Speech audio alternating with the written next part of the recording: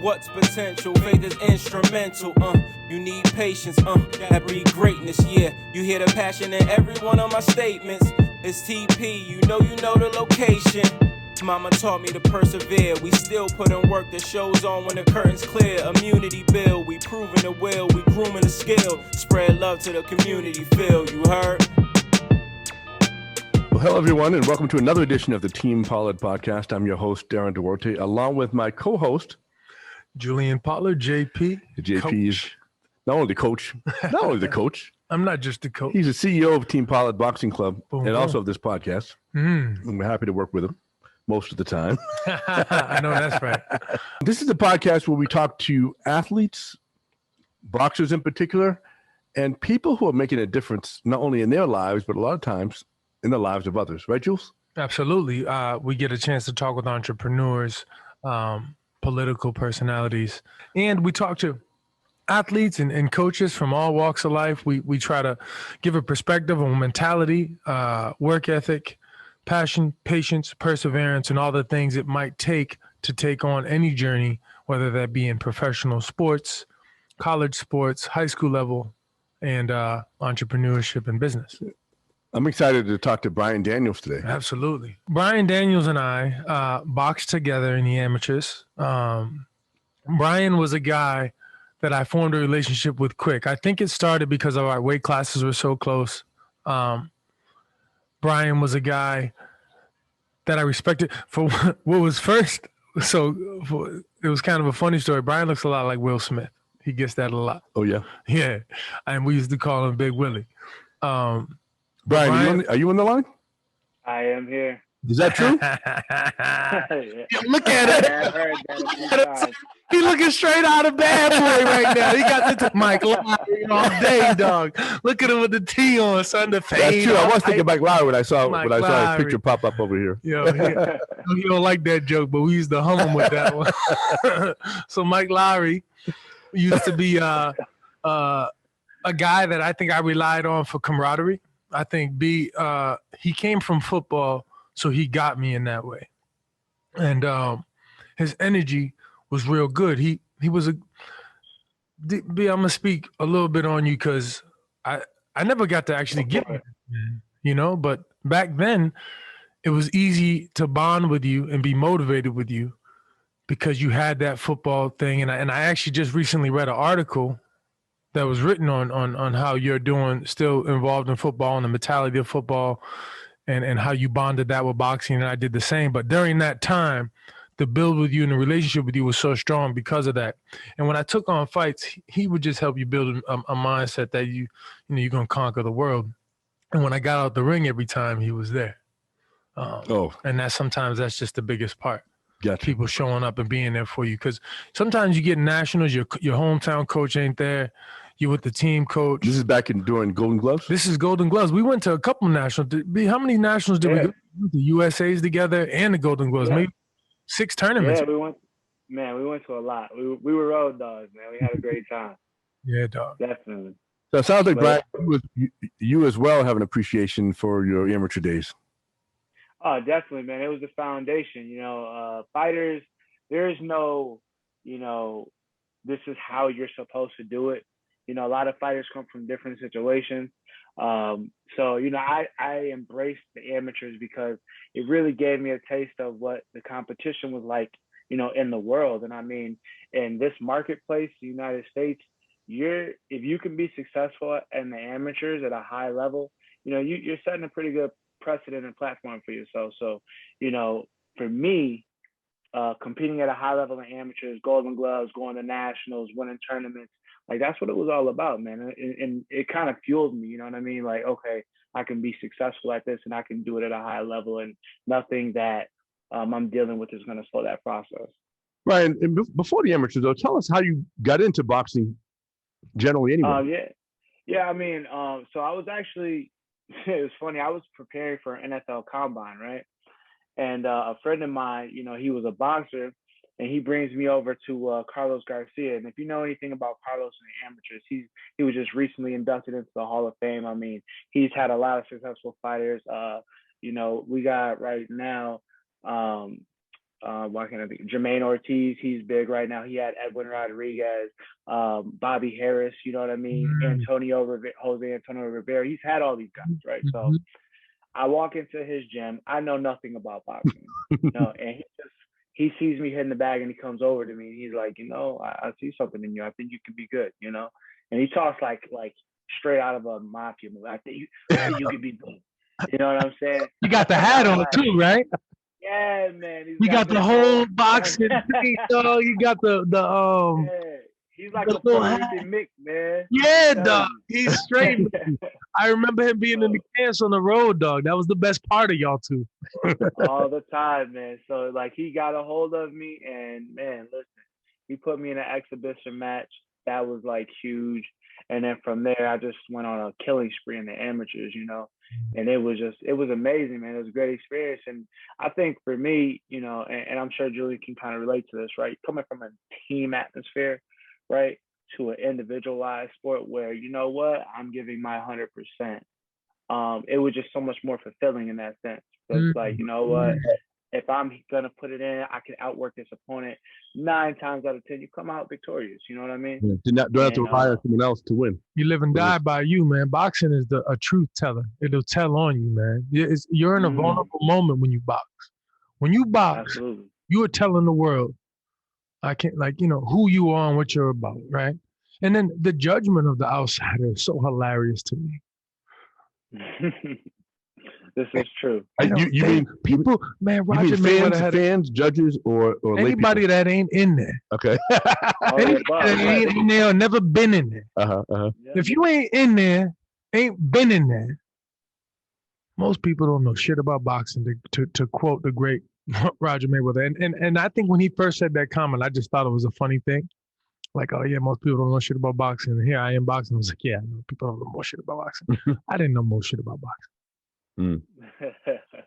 Yeah, it's a process, man. You don't know until you get into it, bro. And the teachers that know, and now, like, I know shit about boxing. Most people don't know shit about boxing. Well, speaking of boxing, Bryan, so tell us about your professional career now. Where does it stand? Well, right now I'm actually coming off a 3-year layoff. Right, I'm a 5-1 as a professional fighter. And to that point, you don't know shit about boxing, right? Like, there's so much that goes into it. There's the highs and lows, and there's so much back office stuff that, actually getting in the ring, what people think it's like, it's just that easy, but it's not. You know what I mean? And listen, I was on a roll, and then stopping. You know what I mean? I'm at the bottom again, so it's like I got to crawl back out. You know what I'm saying? But hey, it's okay, right? Like, so in terms of my career, 5-1 right now.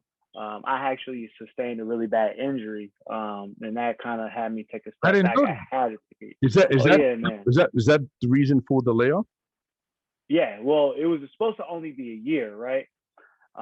So okay, I broke my orbital. I fractured my orbital bone. I had to go get surgery.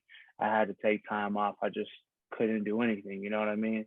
So hey, all right, that's fine, right? And I think anybody that knows anything about a father with children, it's like, all right, well, I gotta feed the family. You know what I mean? I had to step away from boxing. Now I had to kick up in another area. So really, that extended it for a year.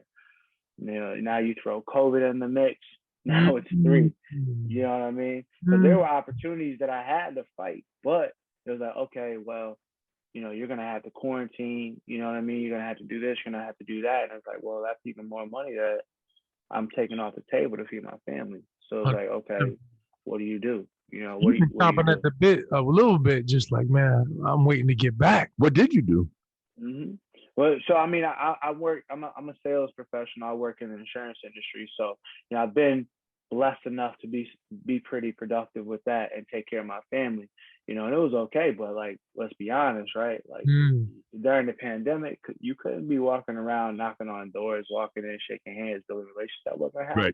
Right. You know what I mean? So it was a tough situation all across the board, but it was just like, all right, I just rolled up my sleeves and did what I had to do, right? And I mean, I got through it. I imagine you've learned a lot about yourself and about life through that. What have you learned? Tell us. I mean, through that whole process, listen, man, you can either focus on the solution or focus on the problem, right? Mm-hmm. There's a lot of people that will just focus Tell on them, the problem, and I just didn't have time for that. You know what I'm saying? Like, ain't nobody out here holding any sympathy cards for me. Nobody You know what I cares. mean? Bro. Meal tickets, yeah. You know what Who I'm saying? cares, bro? So hey, I had to get multiple jobs. I had to work overnight. I had to do part times. I had to do Hustle. all of it. Got it done. True hustle. You know what I'm saying? And hey, here we are at the end of it. You know what I mean? And even more so for me, it's like, look, you know, it's about the journey. It's about the character, you know, that I learned about myself during the process. You know, I'm for one reason or another, and it actually comes full circle because it led me right back to boxing. I'm like, man, I'm out here killing myself, right? For something I don't even love. Like Passion, bro. You had to find your passion back, bro. yeah, I'm like, nah, man. Listen, I would rather go break my ass in the ring. I would rather go kill myself, you know, in the gym, preparing for something to fight at a big stage and to make a name for myself, something that I could really stand behind rather than be a zombie and, you know, punch these time clocks that ain't really, you know, nothing against it. Don't get me wrong. Like I can do it if I have to. You gotta But live like your path, man. You gotta live your path. exactly. So it was just, you know what I'm saying? It was just a transition. And so now I could approach what I'm doing with much more conviction. What separates you now from any other fighter in your division, would you say?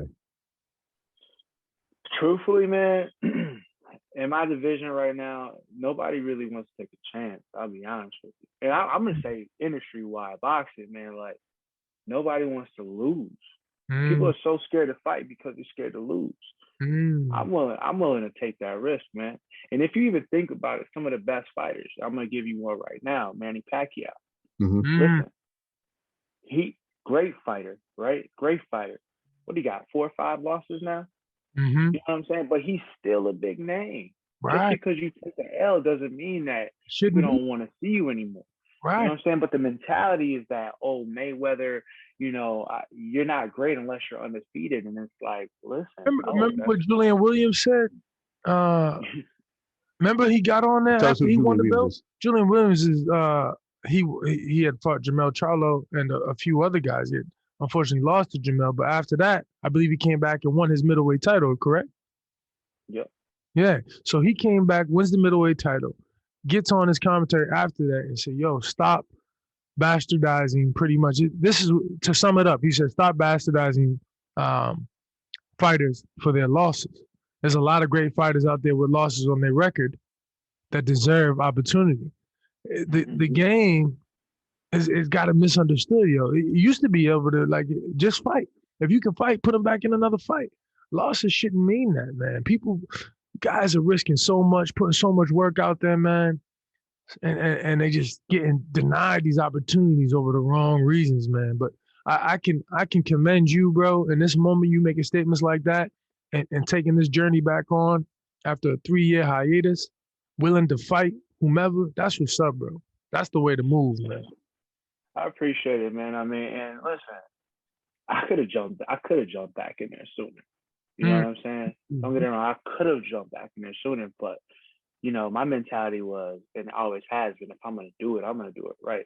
I'm not going to jump in there with just, you know, 2-3 months of training. Like, no, I need to be at a certain level before I step in there. You know what I mean? And it couldn't all be about the money either. You know what I'm saying? Like, I got to be able to give it everything. Some dudes just do it for a check. Listen, I'm doing this for legacy, man. I got children that are looking up to me.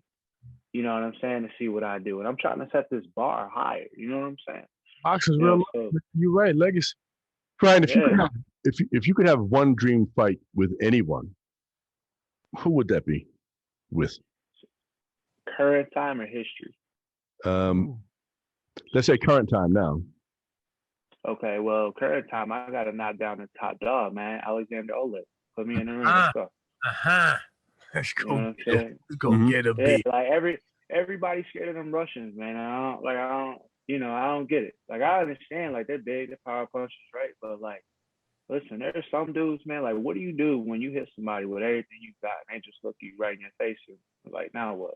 100. You know what I'm saying? 100. Like, seriously. You know what I'm saying? For real. And for me, man, what I understand about the sweet science of boxing is there's a counter for everything. You know what I'm saying? If you're Mhm. really, really good at it, you really sit down and you study the craft. There's a counter for everything. You know what I'm saying? And I just feel like styles make fights, right? And if you can't adjust, and what I will say about the Mayweather saga, if you so will, is that he understood that best. You know 100%. what I'm saying? 100%. He would adjust in a Make matter of you a do round. something. If you can't, that's your problem. Exactly. Him, Andre Ward, same Yup. thing. Like Yup. I'm gonna, Bernard. yeah. Mhm. So, I would definitely love to be in there with the top dog because it's like, listen, man, like, okay, I understand your power, I understand what you bring to the table, but I also know how to beat that. I know how to move around that. You know what I'm Shoot saying? for the moon so you can be amongst the stars, man. You gotta go high or That's go it. home. That's it. That's it. And How about again, how about in history? If you could fight anyone Oh yeah, legacy. and go back in history, who would that be? so if it was for history's purpose, man, for me, and I think, well, again, we're talking about my weight class. I would have liked to got Holyfield, man. Oh I would yeah. like to got Holyfield when he was still a cruiserweight because I believe that Yeah. he was better in that class than he actually was in the heavyweight class, in my personal opinion.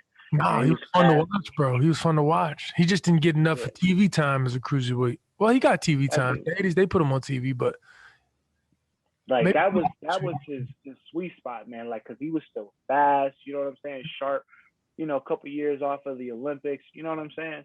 Mhm. So I would have definitely loved to have gotten Holyfield, just because, like, even me as a fighter now, I mean, I want to emulate him, you know what I'm saying? In a sense, like he was a dude, he'll shoot the jab straight down the pipe. Hey, you just had to eat it, you know what I'm saying? constantly being spring loaded, I would say. Holyfield had a good rock, right? Like a good mix of making you think he was in front of you when he wasn't. A good rhythm step, a good, like, coming out his rhythm step into his jab, coming out of his rhythm step into his jab, into his body work, flowing from there. Like Holyfield, he was honing his craft, man. When he was coming forward, people weren't seeing everything he was doing, how he was digging, finding his new balance and position to throw another shot. Like, man, I mean, and the combinations, man. the The combination. combinations. Like it was like he was coming at you with 3 or 4, you know what I'm saying? And he had the ability to be able to sit, you know what I mean, in the clinch and be able to rip something off. And it was like he was just a fun dude to watch, man. You really don't see a lot of that anymore because these guys are now so scared to get hit. When you do hang up the gloves, will you still be training boxing? Oh, absolutely. Listen, man. So here's the thing for me, right? But let me ask. The reason why I'm asking you that is because, as you know, Julian has a boxing club, and not everyone who comes here wants to be a boxer. Mhm. But Julian, I don't want to speak for you, but one of the things he teaches the folks who come here is that what they can get out of it for not only fitness but also for this game that we're in called life. And I just wanted to get your perspective on, training in boxing and so forth, and how that helps you not only to be a boxer, but what other benefits there are. I'm gonna make a very bold statement and say this: boxing, in a sense, saved my life. It's the most humbling sport. Period. All right, and I say that because no matter where you come from, when you get in there, it's you, one other fighter, and 2 sets of hands. All right, and the respect is earned and it's built in that. You know what I'm saying? Mhm. You learn that color, race, none of that matters. And so it's like a newfound respect. So that's just from fighting, right? But then outside of that, I was 235 pounds solid, lifting, clanging and banging, throwing up 315, squatting 5. You know what I mean? Listen, when I got into the boxing gym and you on drills for 3 minutes and you feel like you're gonna die, Real life. but then you don't.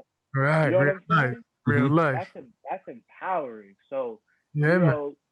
I need that. You know what I'm Without saying? struggle, there is no progress. Without struggle, Absolutely. there's no progress. And so it's funny, right? Because like I told you guys, I'm in sales, right? So it's like, hey, if I can go get punched in the face, I know that's you know what I mean? What do you think a no is gonna do to me? What do you think a no is gonna do to me? You know what I'm saying? right. So it's like I could apply that to life. And I've always kind of compared sports to life. You know what I'm saying? 100%. It's like, listen, It is like if, life. I agree if 100%. I could be in these situations and I can still come out, you know what I'm saying, I victorious think or be like most successful. sports are the closest to life because boxing doesn't operate in the bubble like other sports do. So my point is, you go to training camp of football, they shoot, even now, especially with COVID, they put you in a dome. Everybody is shut off from you. You don't even see them. You may get a call. Boxing is intertwined with that because it's so individual. Your kids are in the gym. You know, if someone has a problem, they can get to you. You know, if there's a distraction to be had, they can find you. That's why people start going away for training camps on the higher levels, if they can afford to. They go up to these big training camps like Emmanuel Stewart did for years to get away from that and be in the bubble. I always say that people, like, the sociology of an athlete is built in the right kind of team, right? And that's how Team Pollard evolved. It isn't so much about me. It's about the bubble I want to live in, the bubble of discipline, mirrored habits, consistency, passion, patience, and perseverance. I believe in passion because it is the motivator.